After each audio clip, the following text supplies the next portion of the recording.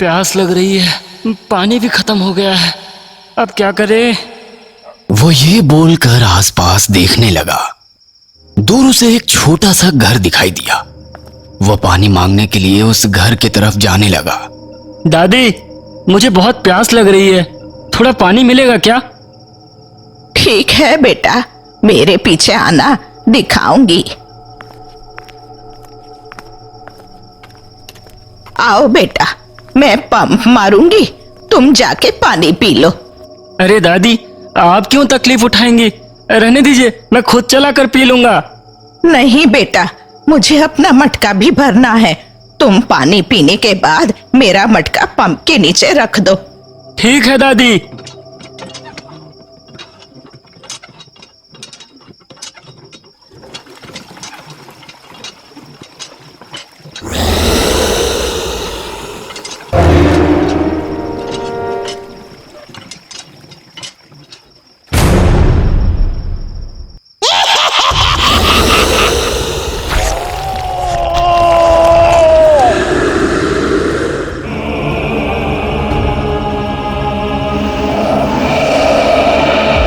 इस गांव का नाम सीतापल्ली है। ये गांव बहुत ही शांत है, पर यहां के लोग रात होने के बाद उस पंप के पास नहीं जाते हैं। अमावस्या के दिन तो लोग घर से बाहर निकलने में भी डरते हैं। पूर्वजों की गलतियों की वजह से कुछ पिशाच इस गांव को परेशान करके रखे हैं। गांव की सरहद पर एक पुराना बोर पंप था। उसमें रहने वाली चुड़ैलें उस पंप के आसपास कोई भी पानी के लिए आता है तो वे चुड़ैलें उसको मार डालती हैं। वैसे ही अमावस्या के दिन उनकी शक्ति और बढ़ जाती है। वो पंप से बाहर आकर गांव में घूमती है और कोई भी अगर गांव के नियमों का उल्लंघन करता है तो उस घर में एक मौत हो जाता है। ऐसे में अगले दिन, अरे वंशी, तुम्हारे दोस्त आ रहे थे ना, कब आने वाले हैं? वो आज ही आएंगे बोले थे, मैं उनका ही इंतजार कर रहा हूँ। बाबूजी, बाबूजी, हमारे गांव के सरहद वाली पंप के पास कोई मरा पड़ा है। हे भगवान, फिर से एक और बलि चढ़ गई। क्या हुआ पिताजी? अरे वंशी, तुम्हारे दोस्तों को आने से मना करो, बोलो कि मैं मना कर रहा हूँ। इस समय बाहर से आना खतरा है। हाँ, मना कर दूंगा, पर हुआ क्या है ये तो बताइए। हाँ बताता हूँ, पर इस गांव के पंप के पास किसी की मौत हो गई है। पहले वहां जाकर देखते हैं, चलो। गांव के सारे लोग उस चुड़ैल के पंप के पास इकट्ठे होके लाश को देख रहे थे। इतने में वहां रंगनाथ और बंशी भी आ गए।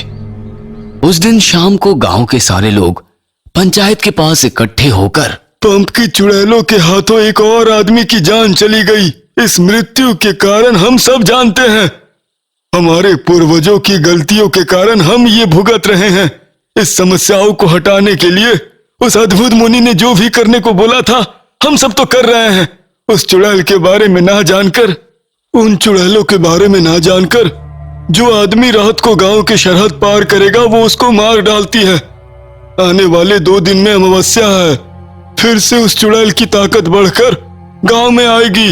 गांव वालों, हमारे गांव के सारे नियमों का पालन करना पड़ेगा, वरना उन चुड़ैलों के हाथों मर जाएंगे। पता है ना क्या करना है? सावधान रहिएगा, कोई भी नजरअंदाज मत करना। बाबूजी, बाबूजी, क्या हुआ रे सूरी? वो क्या है ना, आप बोले थे ना आपके घर में पुराना अलमीरा है, कब लेने आ जाऊं? ठीक है, कल आना, दे दूंगा। कितने में भेजना चाहते हो? वो तो खरीदने वाले की मर्जी बाबूजी। मैं तो पुराने सामान भेजने वाला हूँ, तभी तो मुझे ज्यादा से ज्यादा बचेगा। बड़ी बातें बोलने लगा है। सूरी एक कबाड़ी वाला था।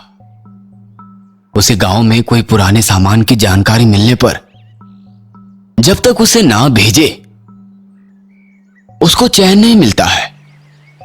एक दिन सूरी फुर्सत में बैठकर सोच में पड़ा था। इतने में वीरा वहां आ जाता है। क्या रे सूरी, ऐसे फुर्सत में बैठे सोच में पड़े हो? पुराना सामान नहीं मिला क्या? नहीं, ऐसा कुछ नहीं है। अपने गांव के शहर पर जो पुराना पंप है ना, उसे निकाल कर भेजना चाहता हूँ। बाप रे बाप, अरे मत कर। मालूम है ना वो चुड़ैल की पंप है। हम क्यों मुसीबत में पड़े? अरे चुप रह रे, कुछ नहीं होगा। हमारे गांव के लोग जो भी बोलते हैं और करते हैं सब पागलपंती है। पंप में चुड़ैल कैसे होगी? हाँ तू बोलना। उस पंप को तो बेहतर लोहे से बनाया हुआ है, लगभग 25 किलो वजन होगा। उस पंप को भेजने से हम दोनों 2 महीने तक राजा जैसे जी सकते हैं। अच्छा है, पर मुझे डर लग रहा है। ठीक है, तुम बोल रहे हो तो मैं आऊंगा। ठीक है, रात को पंप के पास आना। हाँ। रात होने पर वीरा पंप के पास आकर डर से सूर्य के लिए इंतजार कर रहा था। बाप रे, ये सूर्य अभी तक क्यों नहीं आया? डर से मेरा गला सूखा जा रहा है। पानी मिलता तो अच्छा होता। इस तरह वीरा सोचने लगा। तभी उसके सामने एक लड़की प्रकट हुई। पानी चाहिए? अरे बाप रे, अभी ये लड़की कहां से आ गई? कहीं चुड़ैल तो नहीं है? बाप रे, नहीं चाहिए पानी, ना ही दूध। घर जाऊंगा। नहीं, तुमको यहीं पर पानी पीना है, नहीं तो मेरे हाथों में मरोगे। नहीं चाहिए बाप रे।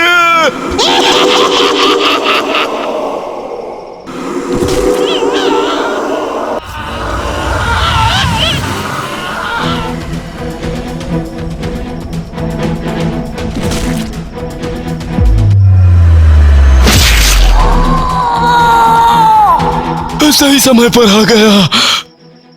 इस तरह वो दोनों वहां से भागकर अपना जान बचाते हैं। अगले दिन अमावस्या होने के कारण गांव के सारे लोग हंडी पकड़कर लाल पंप के पास जाते हैं और सब लोग उस पंप के चारों ओर खड़े होकर पानी चढ़ाते हैं। सूर्य उन लोगों में से दादी को रोकता है। दादी, उस पंप की कहानी क्या है? क्या सच में उसमें चुड़ैल रहती है? हाँ बेटा, हमारा गांव उस पंप की चुड़ैल से पीड़ित हो रहा है। उतना ही नहीं, उस पंप के नीचे जितने चुड़ैल हैं वो सारे एक ही परिवार के हैं। असल में उस समय क्या हुआ था, मुझे पूरी बात बताइए तो। कुछ साल पहले 2 जमींदारों के बीच हुए झगड़े की वजह से उस पंप का उपयोग नहीं करने दिया था। पर एक परिवार हमारे गांव के तरफ उस समय प्यास होने से उस पंप में से पानी पी लिया था। वो जानकर दोनों जमींदार क्रोधित होकर उस परिवार के लोगों को उस पंप के चारों ओर बांध के उन लोगों की जान निकाल दी। अन्न पान देना मना करते हुए गांव के सारे सदस्य को आदेश किया था। वो परिवार वाले जितना भी समझाने की कोशिश की, वे इस गांव में रहने वाले नहीं है करके, पर कोई उनकी बातों को सुनने के लिए तैयार नहीं था। ये देखकर हम लोग कुछ नहीं कर पाए। वो पूरा परिवार बिना खाए पिए पंप के पास मर चुके। नाइंसाफी की मृत्यु के कारण पूरा परिवार चुड़ैल बनकर हमारे गांव में बदला ले रहा है। वो अगल बगल में कोई भी मन में प्यास बोलने से वो चुड़ैल प्रत्यक्ष होकर उन लोगों का मौत देखने तक छोड़ती नहीं। तो दादी, उस चुड़ैल का अंत हम कैसे करें? हमको कुछ मालूम नहीं बेटा, वैसे भी हमको क्या मतलब। चलो चलो, पानी भरना है। अच्छा, तो फिर लाल कुएं की क्या कहानी है? बेटा, उस लाल कुएं की पानी को अद्भुत मुनि से मंत्र किया गया है। अमावस्या के पहले दिन कुछ समय तक लाल रंग में रहता है। उस लाल रंग का पानी को हमारे घर में ले जाके एक हांडी में रखता है। वो पानी मंत्र किया हुआ है, इसलिए वो चुड़ैल उस पानी को देखकर डर से घर के अंदर आ नहीं सकती है। बाकी की कहानी मुझे मालूम है दादी। जाओ, आप पहले पानी भर लो। जब दादी कुएं के पास गई तो लाल पानी एकदम सफेद बन चुका था। अरे, लाल पानी एकदम सादा पानी जैसे बदल गया। अब हम क्या करें? नालायक, तेरी बातों में आकर पानी पर ध्यान खो गया। अब देखो, पानी के रंग बदल गया। अब मैं क्या करूं? वो सारे चुड़ैल हमको नोच कर खा जाएंगे। हे भगवान, अब क्या होगा? तुम डरो मत दादी, मैं हूं ना। घर चलो। अरे वीरा, हम तुरंत अद्भुत मुनि के पास चलेंगे। अरे अब क्यों उनके पास जाना? अब पगला गया है क्या? हम अद्भुत मुनि से मिलकर रात को जो कुछ हुआ उन्हें बताएंगे और पूछ लेंगे कि उन चुड़ैलों की हरकतों से गांव वालों को बचाने के लिए कोई उपाय है या नहीं। जरूर कोई उपाय होगा। चलो चलते हैं। सूरी, मुझे तुरंत घर जाना है। पता नहीं पिताजी वो लाल पानी लाए या नहीं, देखना है। नहीं तो वो चुड़ैल पहले मेरी जान लेकर खून को चूस लेगी। अरे वीरा, डरो मत, मैं हूं ना, कुछ नहीं होगा। नहीं सूरी, मैं जा रहा हूं। डर के मारे वीरा वहां से भाग जाता है, पर सूरी अद्भुत मुनि के पास जाता है।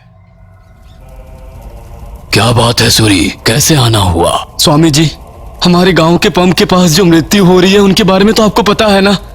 कल रात को चुड़ैल ने वीरा को भी मारने की कोशिश की। किसी भी हालत में हम तो बच गए।